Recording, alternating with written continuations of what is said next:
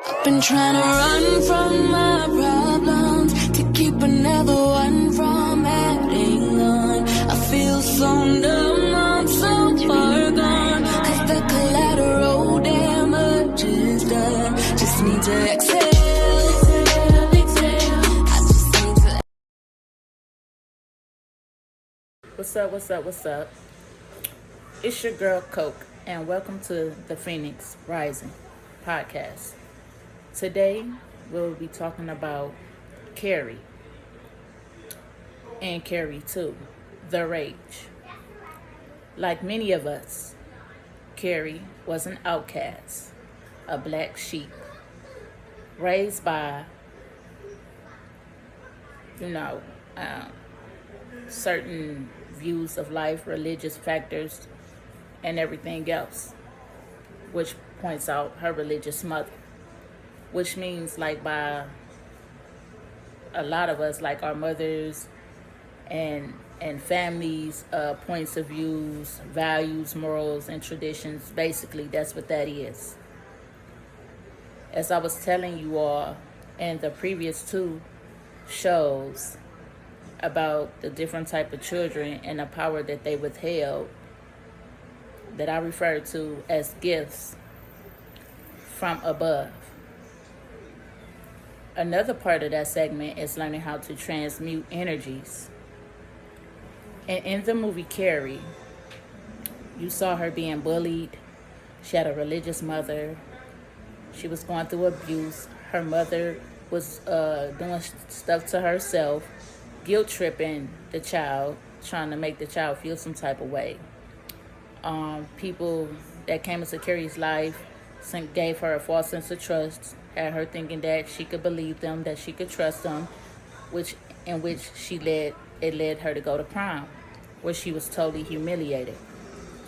Carrie got angry, and all hell broke loose, literally. So, in reference to that scene, I would like to refer to that as karma. Lately, I've been witnessing car accidents, house fires, financial loss, evictions,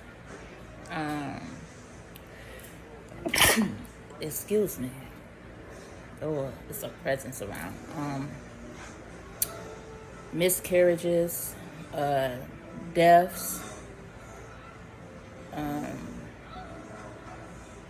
people going mentally crazy. And then you got those who hearing and seeing shit in their house and they thinking they set tripping, but they really not set tripping. Motherfuckers' ancestors came to come holler at you for real, because you doing too much.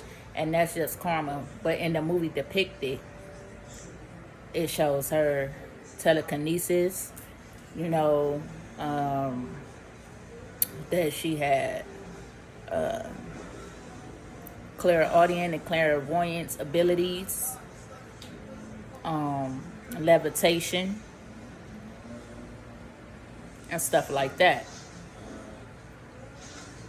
But I'm gonna stop there because this is about how they awakened the Carrie and myself, and I will start from the beginning with the very first Stephen King's Carrie, Part 1.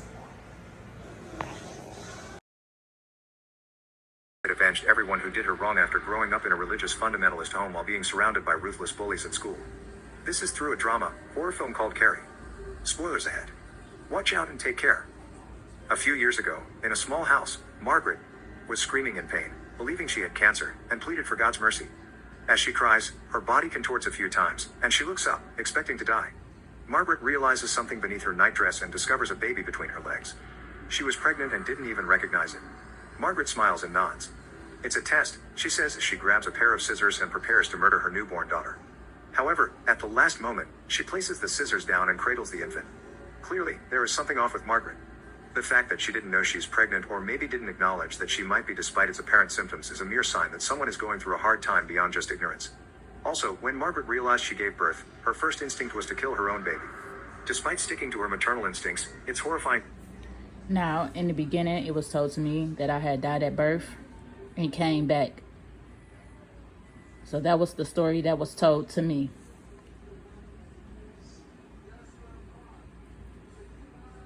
To think about what she could have done in her delusions. The way Margaret uttered prayers and asked Lord for guidance shows her religious side.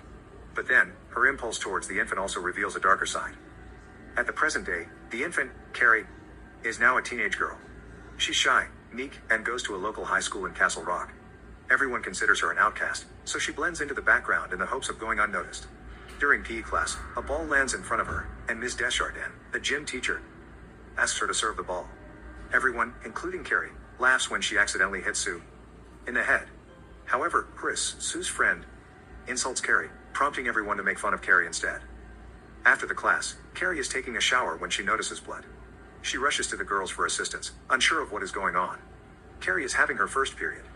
The girls, led by Chris, throw tampons at her and chant, "Plug it up." Chris even takes a video with her phone. Sue joins in but stops halfway, feeling embarrassed and guilty. Suddenly, Ms. Desjardins overhears them and slaps Carrie to keep her from screaming. The teacher orders everyone to leave, but the lights shatter as the girls head out. Sue is filled with regret as she looks at Carrie. At this point, Margaret's maternal shortcomings started to affect Carrie's life. Carrie was constantly singled out and mistreated by her classmates due to her mysterious and weird aura, which stems from her home. As an example, Carrie doesn't know what period is, which every mother prepares their daughters for.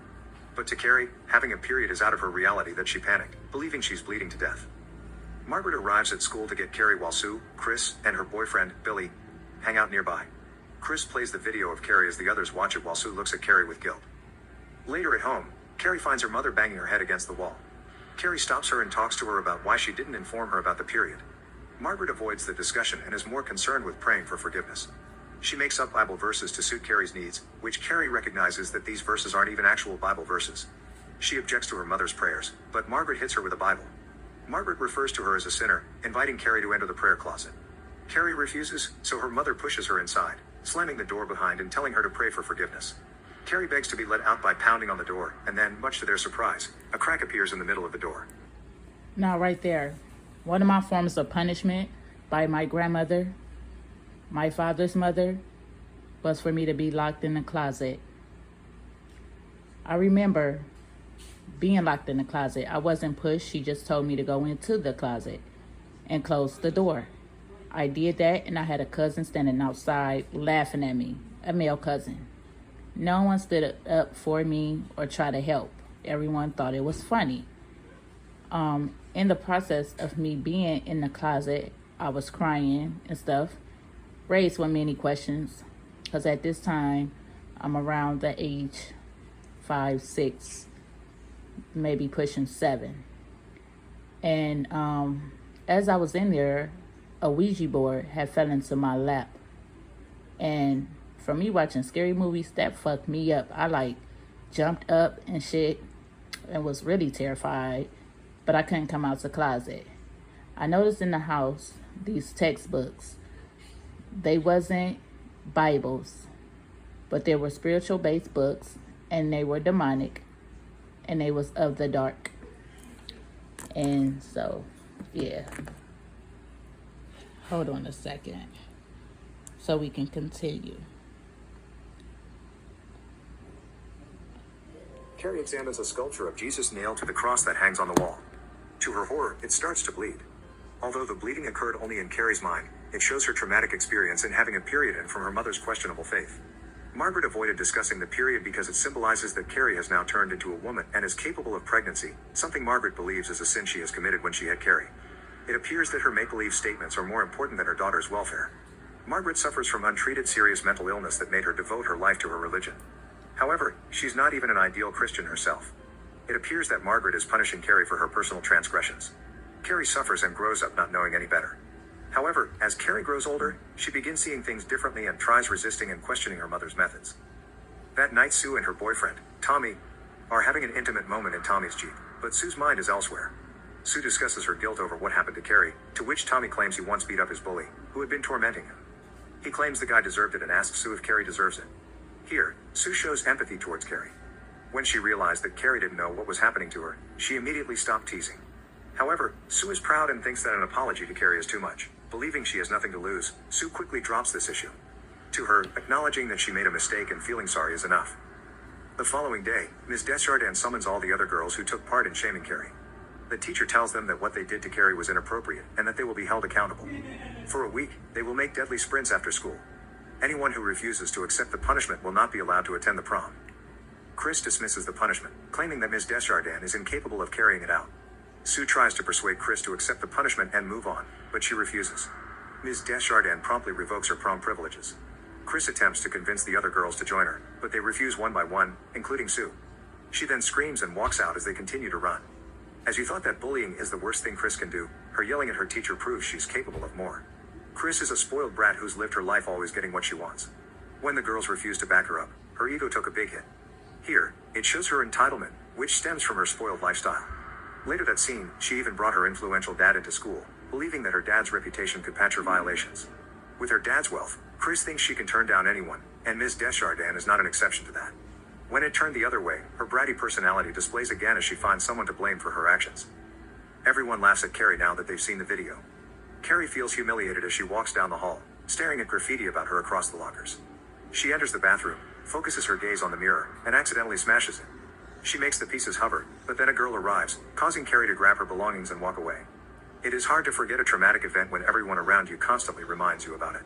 The way people stare and whisper behind her back just made her feel insecure.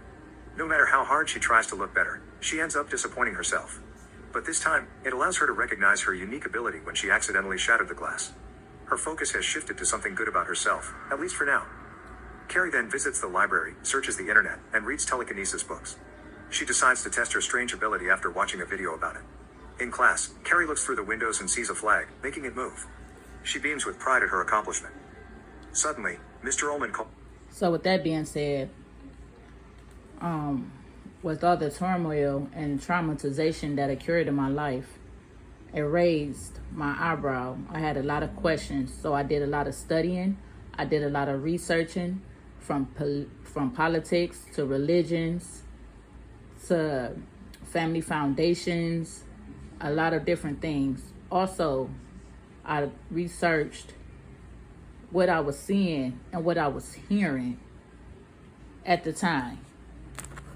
And I wanted to know furthermore about it. Like, why is this happening? What is this? What does this mean? You know, for me.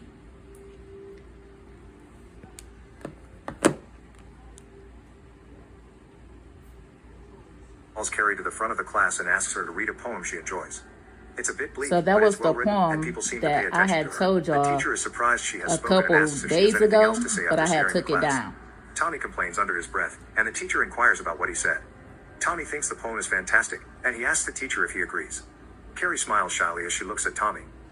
At the same time, Margaret is working at a laundry shop. Eleanor, Sue's mother, picks up Sue's prom gown. She tries to make amends for Sue's actions and compliments Margaret on her work. On the other hand, Margaret is discreetly cutting herself on the leg with a needle. Eleanor leaves as Margaret looks at her with disappointment. It shows Margaret as a timid and wary woman with That an was undercurrent her of quiet way menace of that having is just a tad too control subtle. over Carrie Initially, she would by scratch, doing punch, stuff to pull out her own herself to hair, get the or injure attention herself to coerce Carrie into and agreeing with her and adhering to make her her ridiculous feel rules. guilt. But later on, she would inflict self-harm when she felt the need to punish herself. Here, Mrs. Snell was buying a red dress from her, which Margaret believes is the color of hell. Margaret also thinks that going to prom is a sin, and she contributed to that act of sin, so she cut herself as a punishment. That night, Carrie tests her ability by moving books around her room. She eventually causes several objects to float, including her bed. Margaret hears a noise, and as a mother who wants to protect her daughter, she investigates while holding a knife. When Margaret arrives in Carrie's room, Carrie tricks her by turning off the lights, pretending to sleep. My Carrie mother causes knew the I was knife to stick on gifted the floor since and I was smiles a as she child. finally knows how to control it and use it to her advantage. The following morning, And Sue watches she's the Tommy only playing one I talk lacrosse and to requests a favor about to invite Carrie what to the I prom. know how Tommy to is do. surprised and says he wants to take her instead, this but day. Sue insists that she likes to make up for Carrie's humiliation. Tommy tries to persuade Sue, but she refuses and begs She him to assist listens her in to making me. things right. Here, Sue finally made a move that Sometimes counts she as an laughs. apology by It giving up depends a on what perfect it night is. with a perfect boyfriend she's been dreaming of since Then young. sometimes she's Sue more was so prepared, curious. and her gown was ready, but Chris made her realize that she's just pretending to care for Carrie, so Sue wanted to prove her wrong. Behind her mind, she truly feels sorry for Carrie but still denies her feelings in front of her friends except for Tommy. Sue doesn't want to be ostracized for fear of not fitting in. She was not obligated to befriend Carrie, but she was genuinely attempting to atone for her actions. Later that morning, Tommy rushes to Carrie at the canteen and starts talking to her, surprising her. Tommy inquires about prom and whether she would like to accompany him. Carrie walks away without saying anything. Tommy finds her and asks her again, but Carrie dismisses it as a joke, not believing him. Carrie is crying in the locker room when Ms. Desjardins notices her. The teacher believes that Chris and the girls are up to something, but Carrie claims Tommy invited her to prom. Ms. Desjardins senses something is wrong but remains unconcerned in front of her. Carrie claims she is aware that he is This is dating Sue and exactly what believes this New is a Life big did joke. to me. However, He Ms. scouted Desjardins me tells out. Carrie to give it a try. He told me She then that faces Carrie my in the gifts mirror was and tells her good. that she sees a beautiful girl who can leave In the everyone beginning of my speechless with the right career, dress and a little bit of everything makeup. was fine. Right from the start, Ms. Well, I'm Desjardins not is gonna the say the only one that beginning, isn't but afraid to express her from the concerns time towards he Carrie. got in. It appears that she could By have been the a better mother for second Carrie as she constantly show, seeks Carrie's happiness I and was pushes her to get totally out of her zone. humiliated Ms. and Desjardins motivates her to sabotaged. let Carrie see something good in herself and protects her whenever she's vulnerable. The teacher naturally cares for her students and doesn't see them as one of her jobs. So I was a Ms. joke Desjardins warns from Sue the and Tommy, beginning. believing they are plotting something.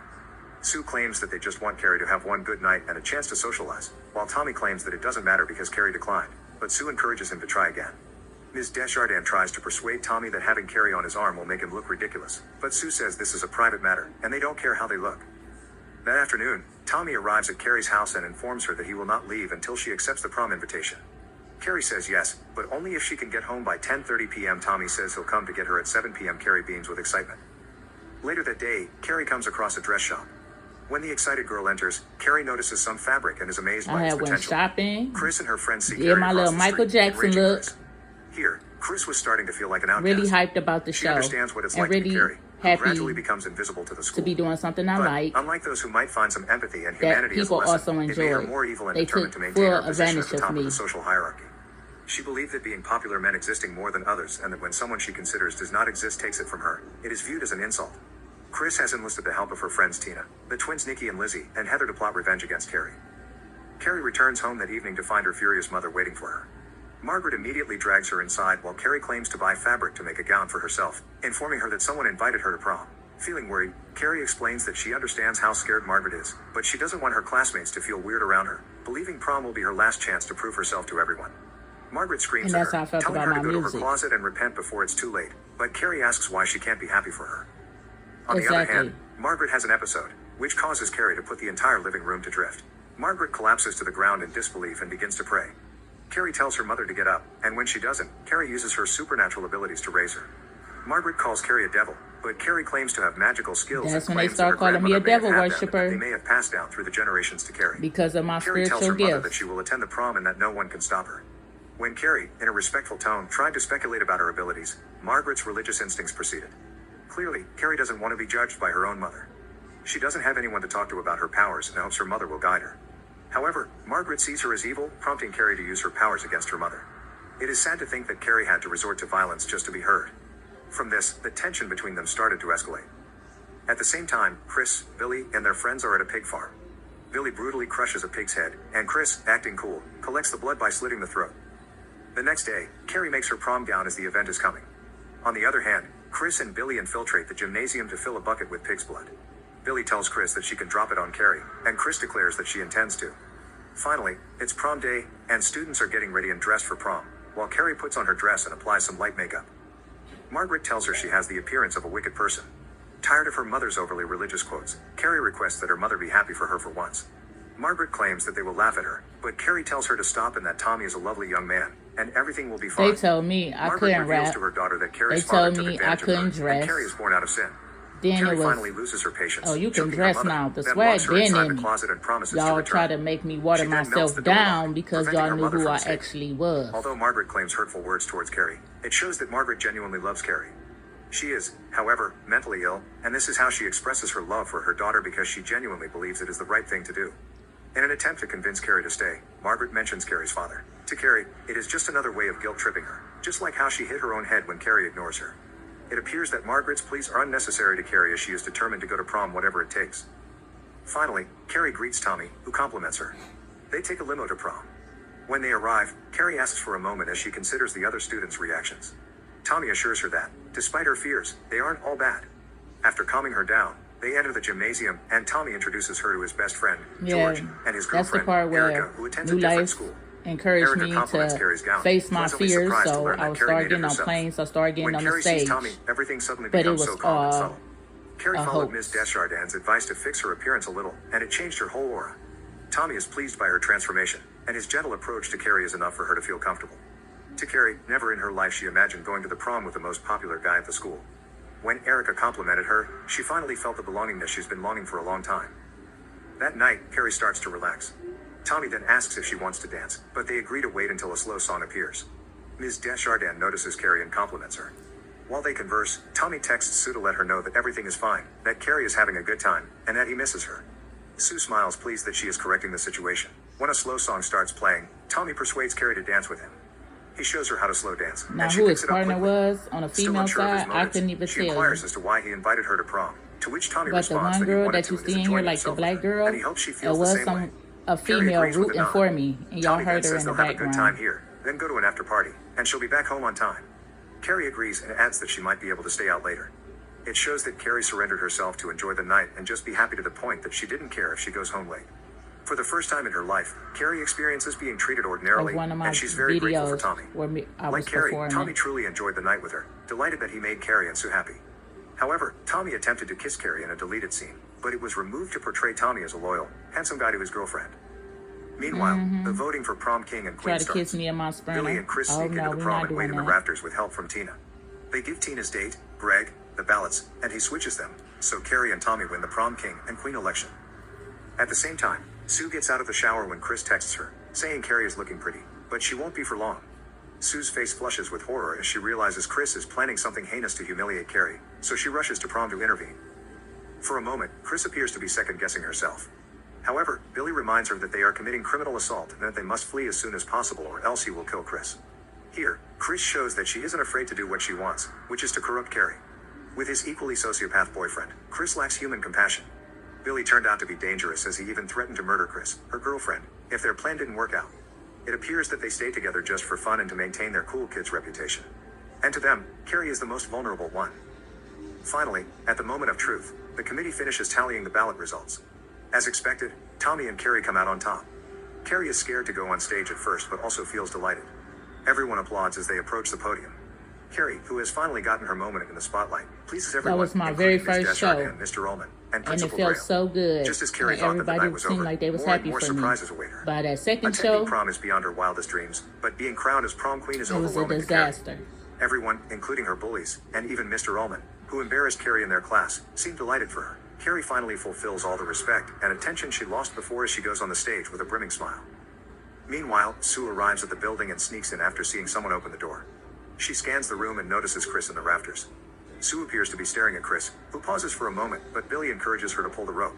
Ms. Desjardins, who misinterprets Sue's reasons for being there, kicks her out of the building, disregarding her warning. While Carrie and Tommy cherish their moment on the stage, Chris pulls the rope, allowing the pig's blood to cascade down onto Carrie. There is complete silence until Tommy screams at everyone, claiming that he had no part in this heinous act of cruelty, and he didn't want to be a part of it. Chris has hacked the video monitors and displays Carrie's period clip. Most of the class laughs. However, Ms. Desjardins and a few others are stunned. Ms. Desjardins approaches Carrie, but Carrie uses her powers to push her away, surprising everyone. That was When me Carrie on the finally gets a stage. decent They reputation, had Chris tainted cut her my breath. mic off For a few seconds, Carrie tasted heaven only to be and was pulled back messing into my reality song and up making it on her worst purpose. nightmare. The mic was going Abuse can in take and two out. forms. It can Totally be transformed to help sabotage. others, or it can be used to harm them. To Carrie, who feels betrayed and played, she can only think of one thing: revenge. Chris and Billy start fleeing, but Chris insists on staying to watch Carrie squirm. However, the rope gives way, and the blood bucket hits Tommy in the back of the head, killing him instantly. Carrie turns around to cradle his head in her lap, heartbroken that the only guy who has ever treated her with kindness died. Carrie notices Billy's sunglasses in the rafters and recognizes them, knowing who to blame. The splotches of blood on her body begin to levitate, and she turns to the guests. A few people see this and attempt to flee, but it's useless. Carrie finally loses control and violently This is pushes what I the entire refer crowd to back, as causing karma. tables and people to crash. She then locks all the gym doors, preventing anyone from leaving. It's depicted One of as the what girls you're is thrown seeing, across the room, and her head but hits a every door. person that played a Greg, part Tina's date, and a few in other guys her attempt to flee by climbing the humiliation, bleachers, but Carrie collapses karma them, smashing Greg to served, death. As a balancing guy the films her, she throws scales. a table at him, killing him on Judgment impact. was The called. raging Carrie then activates the sprinklers, drenching the entire room. When she notices Nikki and Lizzie attempting to flee, she pushes them to the ground, where the fleeing mob tramples them to death. A light fixture falls behind Carrie's ceiling on stage, causing a fire on the spotlight and exposing several live electrical cables. People don't always know who they're pushing around. If they could only realize how dangerous Carrie could be, they would back down and leave her alone. With Carrie's hidden abilities, she gave them all a taste of their own medicine in a dose filled Because with she's a vengeance and rage. chosen one. She vented all her inner anguish and frustrations towards her classmates only because they You pushed seen her how to do some so. fell to death? Still, Carrie It was a just fire, teenager so who wanted that's to feel normal, just like them. symbolic for house Suddenly, Carrie fires, focuses her cars attention on catching Tina, on who fire, attempts to car escape, crash, throwing a burning decoration at her, but it misses. Carrie then tortures Tina falling with the live sick, electrical cables, driving her into flames. diseases that's Within seconds, uncurable, the flames have engulfed the dress, burning loss Tina. of a child, Ms. death of a Desjardins loved tries to calm one, Carrie down as flames engulf the losing room. houses, Still, Carrie chokes financial her and pulls loss, her up, holding her for a evictions, moment above the all electrifying of floor that caused is by the the electrical karma. cables coming in But contact in the with the show, water. in the However, movie, her you see senses everybody return, getting and fucked she up by spears Ms. Carrie. Desjardins, dragging her across the stage. Ms. Desjardins and the few surviving students watch in terror as Carrie levitates herself out of the building. Despite threatening everyone's out, Carrie focuses on those bullies who poked fun at her. She painted the gymnasium with the blood but still saved Ms. Desjardins out of her remaining kindness. However, Carrie is not satisfied as the head of the pack isn't there inside.